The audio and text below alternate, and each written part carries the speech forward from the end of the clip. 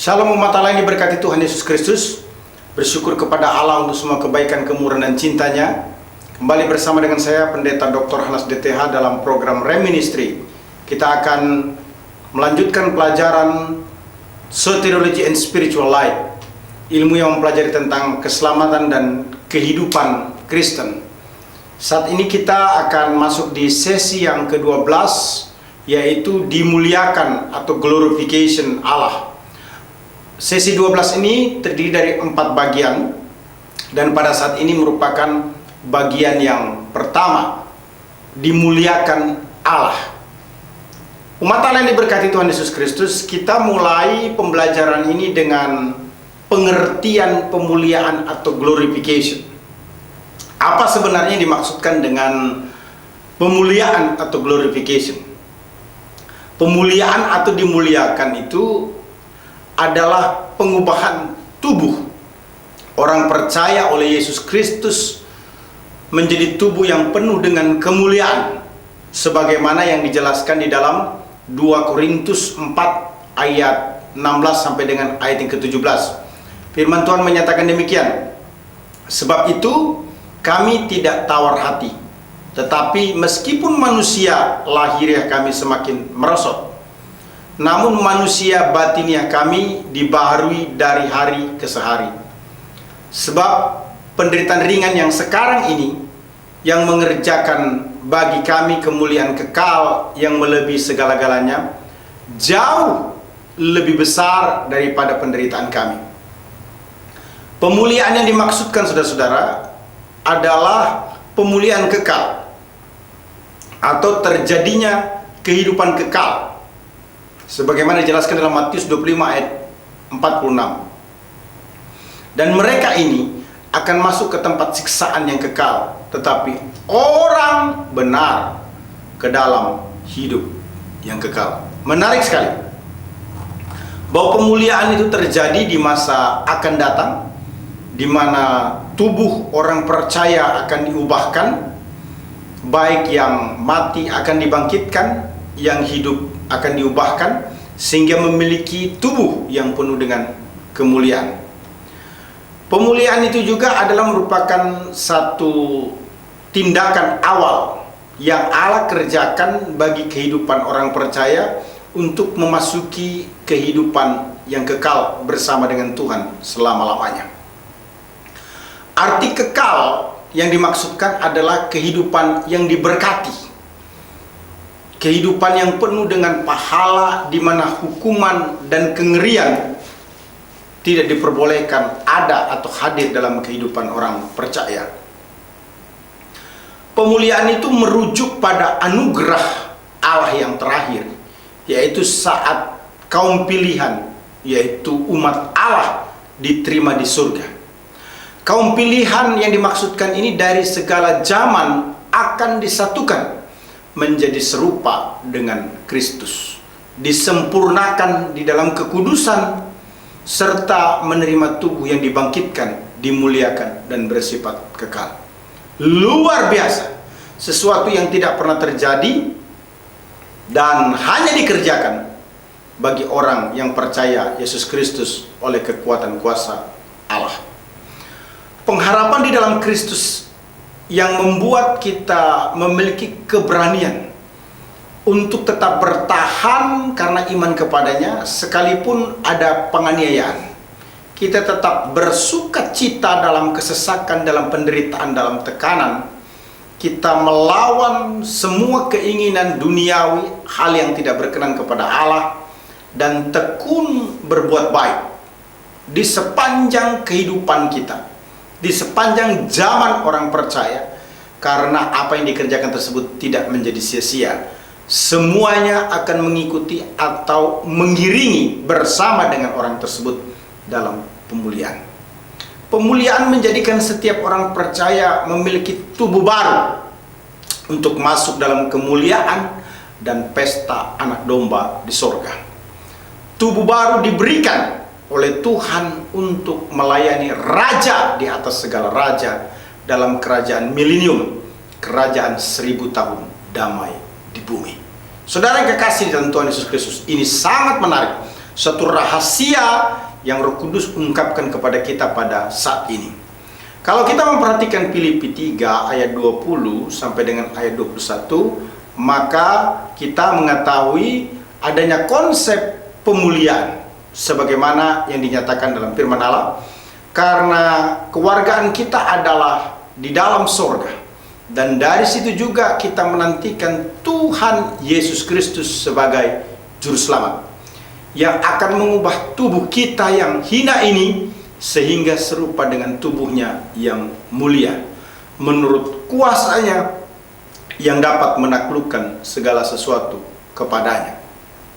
Umat Allah ini berkat Tuhan Yesus Kristus luar biasa. Istilah kewargaan yang terdapat dalam Filipi 3 ayat 20 dalam naskah Yunani menggunakan kata politeuma dari akar kata politeuo yang dimaknain sebagai warga negara, bisa juga untuk mengatur urusan sipil atau mengelola negara, bisa juga dimaknai untuk membuat warga negara. Jadi istilah politeuo ini atau kewarganegaraan ini lebih menekankan kepada hak dan kewajiban yang menunjuk pada hak istimewa sebagai warga kerajaan Allah di bumi dan juga di sorga. Luar biasa. Nah, istilah menantikan kalau kita perhatikan dalam Filipi 3 ayat 20 dalam naskah asli yaitu bahasa Yunani Alkitab menggunakan kata apekdekometa, berasal dari akar kata apo dan ekdekomai. Nah, istilah apo sendiri artinya from atau dari, sedangkan ekdekomai merupakan gabungan dari ek dan dekomai, artinya to welcome atau menyambut, menerima atau menantikan. Jadi dapat dimaknain secara keseluruhan ini ingin menekankan adanya konsentrasi atau perhatian sehingga penantian itu sama dengan suatu penerimaan di mana setiap orang percaya akan bersama-sama dengan Allah selama-lamanya. Umat Allah yang diberkati Tuhan Yesus Kristus, kalau kita memperhatikan Matius 25 ayat 46, firman Tuhan menyatakan, dan mereka ini akan pergi ke dalam penghukuman kekal, tetapi orang benar ke dalam kehidupan kekal. Ini menjelaskan bahwa kekal yang dimaksudkan adalah kehidupan yang bermutu, kehidupan yang diberkati dan penuh pahala, di mana kengerian dan hukuman tidak ada lagi di tempat tersebut. Pemulihan juga kalau kita perhatikan bisa dimaknain sebagai masa perhentian abadi. Karena Filipi 4 ayat 9 berkata, jadi masih tersedia suatu hari perhentian, hari ketujuh bagi umat Allah.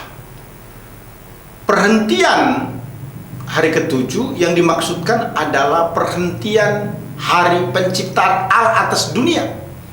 Hal tersebut kalau kita hubungkan atau kita korelasikan dengan pemulihan atau glorification, maka setelah penciptaan ada kepuasan Allah yang total atas ciptaannya, langit dan bumi dengan segala isinya. Hal yang sama juga dirasakan oleh setiap orang percaya yang berada dalam puncak kepuasan Allah. Jadi seperti Allah berhenti dalam melakukan penciptaannya untuk menikmati dan memberkati ciptaannya, maka demikian pula orang percaya akan memiliki kenikmatan atau kepuasan yang Allah miliki sebagai klimaks atau puncak dari kepuasan bersama dengan Allah yang disebut juga glorification. Umat Allah yang diberkati Tuhan, Konsep pemulihan atau glorification ini secara luas juga bisa dimaknai setidaknya dalam 3 hal. Yang pertama itu terkait dengan kehidupan bermasyarakat. Pemuliaan dalam artian terkait dengan kehidupan bermasyarakat. Kita bisa lihat dalam Ibrani 12 ayat 22 sampai dengan 23. Firman Tuhan menyatakan, sebab kamu sudah datang ke bukit Sion, ke kota Allah yang hidup, Yerusalem sorgawi, dan kepada beribu-ribu malaikat, suatu kumpulan yang meriah, dan kepada jemaat anak-anak sulung yang namanya terdaftar di sorga. Nah, itu menunjukkan adanya kehidupan bermasyarakat. Selanjutnya kalimat firman Tuhan, dan kepada Allah yang menghakimi semua orang, dan kepada roh-roh orang benar yang telah menjadi sempurna.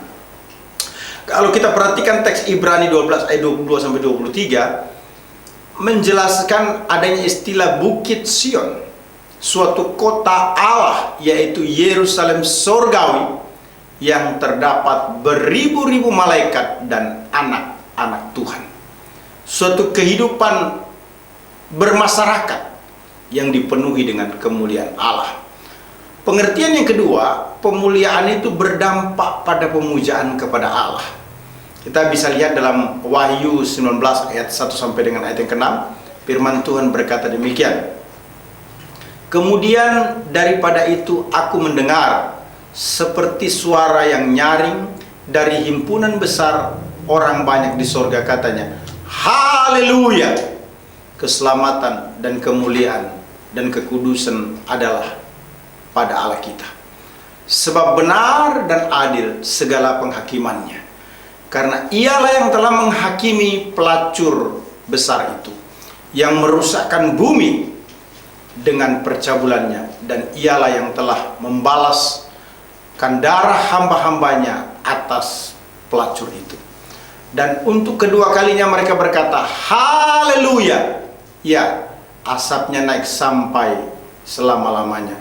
Dan ke-24 tua-tua dan keempat makhluk itu tersungkur dan menyembah Allah yang duduk di atas tahta itu, dan mereka berkata, amin, haleluya.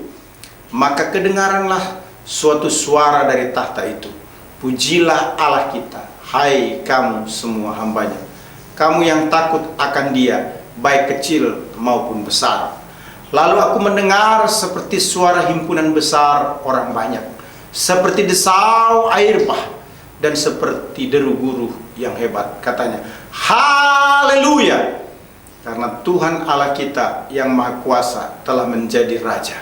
Saudara yang kekasih dalam Tuhan, perhatikan baik-baik.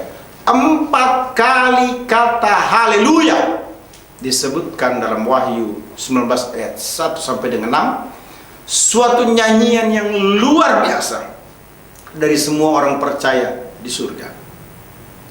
Jadi jelas sekali Bapak Ibu yang dikasihi Tuhan Yesus Kristus, kita bisa menyimak dengan seksama bahwa ada makna yang luar biasa dari istilah ataupun kata yang kita bisa pahami dari pemuliaan atau glorification itu sendiri. Secara umum, konsep pemuliaan secara luas dimaknai dalam 3 hal. Pertama, pemuliaan terkait dengan kehidupan bermasyarakat. Kemudian kedua, pemuliaan berdampak pada pemujaan kepada Allah.